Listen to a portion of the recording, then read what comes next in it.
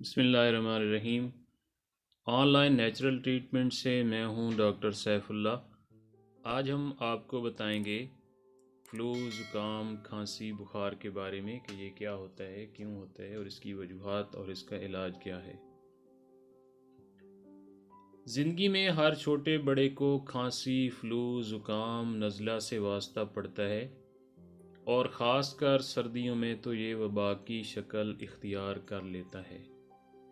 کھانسی کی مختلف وجوہات ہوتی ہیں: الرجک کھانسی، common cold, flu, viral infection, bacterial infection, T B اور اسموکنگ کف اس میں شامل ہیں۔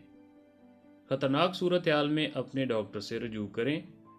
اس کی علامات: سر درد، آنکھوں سے پانی آنا، بخار اور جسم میں درد، کھانسی اور گلے میں درد ہونا شامل ہیں۔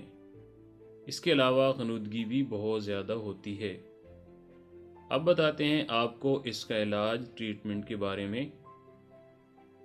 30 گرام گڑ، آدھا انچ ادرک کا ٹکڑا، 1 چمچ شہد اور 1 لیموں 250 ملی گرام واٹر میں منرل واٹر میں ڈال کر پکائیں۔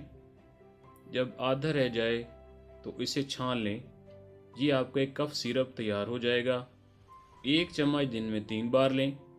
ہومیوپیتھک ادویات: بیپٹیشیا 30 پوٹنسی میں، فیرم فاس 30 پوٹنسی میں، جسٹیشیا 30 پوٹنسی میں۔